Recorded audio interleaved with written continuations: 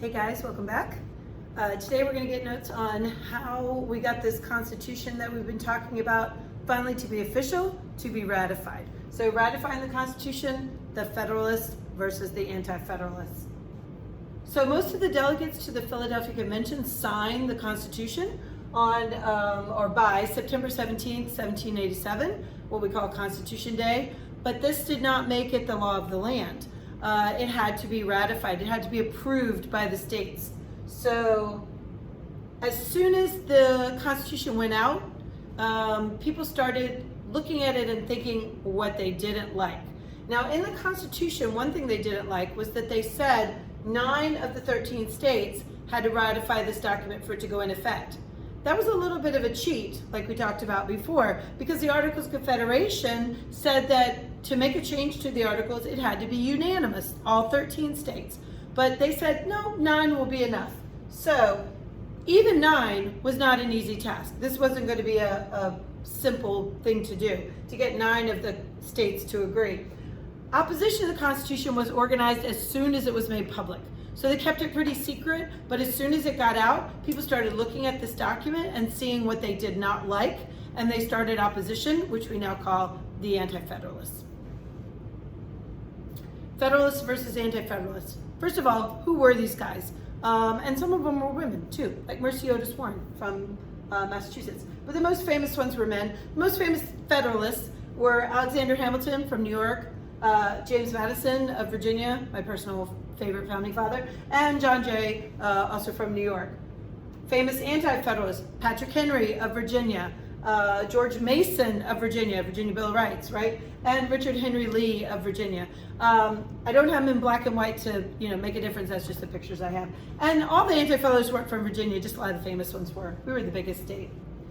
One thing to know about the Federalists and Anti-Federalists is it's not the good guys against the bad guys. They were well-respected national leaders on both sides of this debate, and they all believed that they were looking out for the best thing for the country. In fact, Patrick Henry thought he was looking out for the best thing for his country, which he considered to be Virginia, okay? So it was a debate among people who generally respected each other.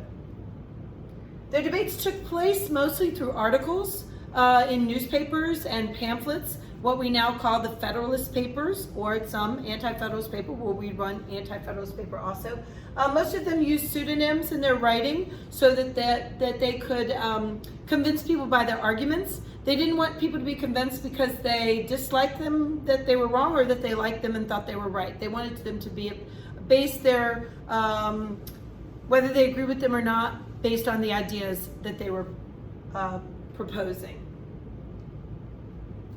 Anti-Federalist arguments. I'm going to go quickly through these. You can pause when you need to write them down. The most important one is the last one, just say that. Anti-Federalist arguments. One was, we are too big to have this government. A republic cannot last in this large of a country. Republics in history only lasted in small communities. And when Rome got too big, the republic collapsed, and that's what some of the Anti-Federalists thought would happen here too. Congress's powers are too vague, too general. They really don't like the necessary and proper clause that says that Congress could make any law necessary and proper to carry out its other powers. They said that is giving Congress way too much leeway and they're going to become an all-powerful institution. The president's power to grant pardons. They looked at that Article 2 about the president and they said, wait a minute, he can grant pardon for anything, whatever? This is starting to sound like a king again. They did not want a very powerful executive. National courts. National courts, we got state courts. We don't need any national courts. So they said, these national courts are going to become so powerful, they're going to overpower our state courts. And they have a lot invested in their state courts. And then, like I said, most importantly, star this one, there was no Bill of Rights. They're like, what's in there to keep the government from taking away our fundamental freedoms, like freedom of speech, freedom of the press? Most of the states at the time had bills of rights in their state constitutions, and they didn't know why they didn't have one in the federal constitution. Probably because it got too long and hot, and they just kind of gave up and said, no, we don't have any more time for this. But anyway, they said, look, we want those Bill of Rights in there. This is the reason why I like the Anti-Federalists, because we needed those bills of rights, right? Federalist arguments. they were mostly countering the anti-federalist arguments, right? The Constitution came out, the Federalists said, this is what I don't like. The anti-federalists said, this is what I don't like. So the Federalists said, okay, here's the answer to you. One answer: the size of the nation, we're not too big to be a republic. They said, we're so big that there will be so many groups that no one group will be able to take over and get control. Okay, pretty good argument, has lasted so far. Number two, we got all these separation of powers. We're going to read a Federalist paper about this. Separation of powers, checks and balances. Don't worry, none of these branches, Congress won't get too powerful, the president won't get too powerful, because they're going to check and balance each other with this separation of powers between the three branches. This complicated system of elections we have, don't worry, we're not going to have mob rule. Only the House of Representatives is voted on by the people. Otherwise, we're going to let the state legislatures pick the senators. Don't you like that, states' rights people? And we're going to have this weird electoral college system to pick the president. So it will be really the elite, powerful people who pick them. The complicated system of passing laws is going to make sure that we don't have any bad laws. I don't know how that works, but they said, look, it's going to be very difficult because we've got two branches and we've got the president having this veto power and signing the law, so don't worry about it. It's going to work out. Those are pretty good arguments. This last argument is their worst argument. A Bill of Rights is not necessary because the national government doesn't have the power over people anyway. Really? That doesn't make any sense. They're just trying to justify that they didn't do what they should have done in the first place.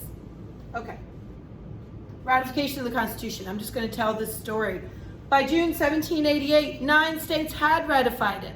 9 states had ratified it. It should have been taken effect. Woo, we're done. No, because they were missing some big ones. They were missing North Carolina, which was a small state at the time, not much population. They were missing Rhode Island.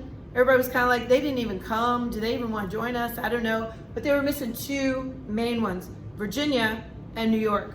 Virginia and New York are both big states with big populations, and they're key geographically. Because if you take out Virginia and New York, you're cutting out a big swath of the country, and you're dividing the country kind of into 3 sections. So they thought, we need Virginia and New York. So even though 9 states have ratified it, they weren't ready to move ahead with the government. They needed Virginia and New York to join before they could really elect a Congress and start forming the new government. So what did they do? They made a deal, another compromise. The Federalists in Virginia and New York went to the conventions where they were going to vote on this thing in Virginia and New York, and they said, look, I'll make a deal with you. I promise. When we get to Congress, the first thing we'll do is put in a Bill of Rights. All right? We got a deal? Can you vote yes? And enough of them said yes, and they voted yes, and they trusted them to do what they said they were going to do, that we got it passed. So most of the opposition went away as soon as they found out they would have a Bill of Rights. So Virginia ratified the Constitution on June 26, 1788. New York ratified about a month later in July. So this only left North Carolina and Rhode Island out that hadn't ratified. So basically they put it into effect. They elected a Congress. North Carolina joined as soon as the Congress actually ratified the Bill of Rights. Maybe they have some trust issues, I don't know. Rhode Island held out and held out and held out. Finally, Providence, Rhode Island's main city, threatened to secede from the state and join the rest of the United States if Rhode Island didn't join. Also, George Washington threatened Rhode Island that he was going to treat them like a foreign country and tax their imports and exports. So they finally joined. So this is a map. You can find this in your notes. I know it's hard to see on the screen, on your video, but you can find this in your notes. This is a map that shows you the order of the states as they joined. Delaware was first. That's why Delaware's license plates say the first state, because they were the first one to vote for the Constitution. Pennsylvania was second.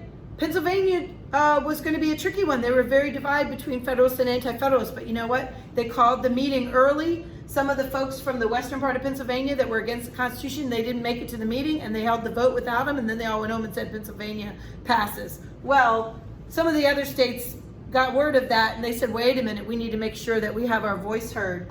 If you look at the map, the purple part is the Anti-Federalist areas, or counties where the Anti-Federalists were the majority, and the green part is where the Federalists were the majority. Most of the time you see the green is along the coast, and it's also the big cities. like Boston, New York, in Williamsburg in Virginia. Those big cities were big, not compared now, but they were the places where the Federalists had the most power. And so it really was regional already in who approved it. So Rhode Island didn't approve it till 1790, 3 years later. But finally, by 1790, we're one country, we have one government, the Constitution, and our country is headed for this new experiment in democracy and a republic.